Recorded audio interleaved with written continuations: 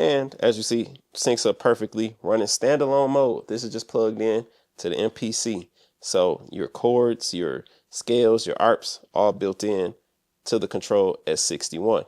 I recently shared on my Instagram story and the YouTube community post that I got my MPC Live 2 to work along with my Kontrol S61 from Native Instruments. Now, some of you guys may say, I thought you wanted the Live 2 so that way you don't have to be tied to the computer and everything. That is true. However, on days like today when I'm in my studio space, or if I just want to be in here and make some beats away from everybody else, I like to have a MIDI keyboard. And I actually do have a small MIDI keyboard. I have the Complete Control, the small one, M32. But when I'm at home, I don't want to use this. When I'm in my studio space, I prefer to use a bigger keyboard. I don't want to use the 32. I want to use the 61 I got right here. It works perfectly. I have enough keys, and it's just a better workflow for me personally.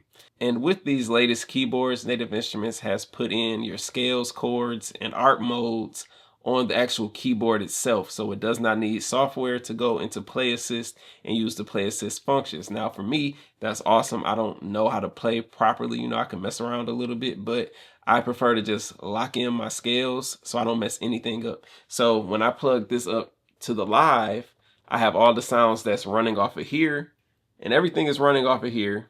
Recording, all of that is done here. I just lock this in the scale that I have over here already, and I just go through and play. And it's much better than trying to play across the pads, because if you watched my previous video about my impressions on this, that was one of my gripes, was that sometimes the notes or the pads will double trigger, and I don't like that when I'm doing my instruments. But if I hook this up, I'm good to go. So what do you guys need to make this happen? The control runs off USB-C, and obviously there's no USB-C port on here. So first things first, you need to have USB-C power going to the control. I use an Apple cable that I bought from my iPad. It's a long cable.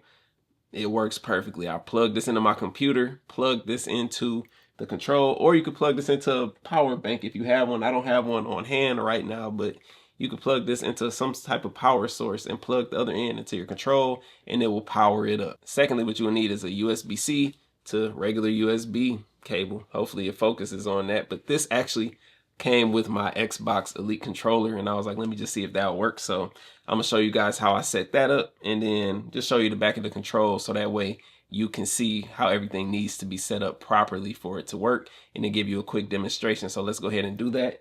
As you guys can see, I have my Apple cable going to the power only spot, and then I have my USB-C cable that connects to the MPC in the USB-C slot on the back of the Kontrol S61. I have my USB cable going into the USB slot on the MPC Live 2.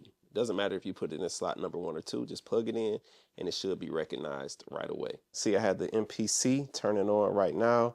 Here's my power bank that I use for this demonstration. But if you're at home, just make sure you have it plugged up to USB-C. Where I'm at right now, I don't have access to another USB-C port quickly. Turning on the keyboard. As you see, Native Instruments logo. I never would have this sitting here, but just for this demonstration, I'm doing that. Press to start. I'm gonna load the sound up while this finish. Just load up a simple piano real quick. Reflection. All right, so while that's loading up, as you see on the control, we have our default MIDI template. It'll still play. If you can hear that, it sounds like it's in chords mode right now.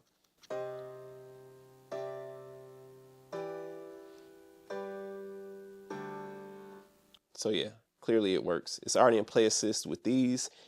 It stays in Play Assist unless you turn it off.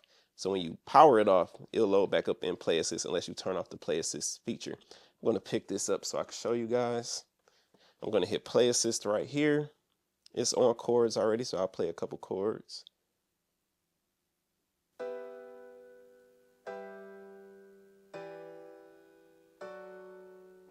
Change the note.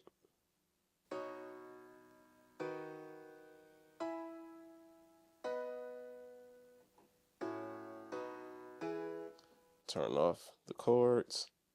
Change the scale again.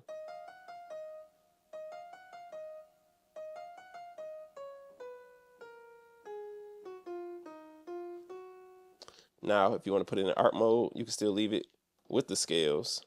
Double tap that.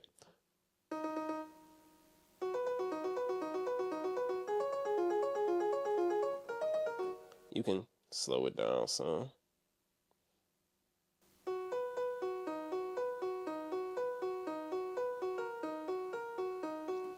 And as you see, syncs up perfectly, running standalone mode. This is just plugged in to the MPC.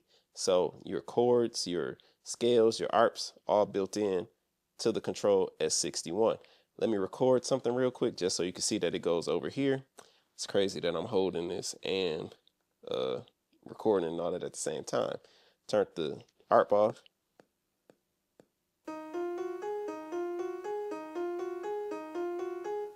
Just something simple like that.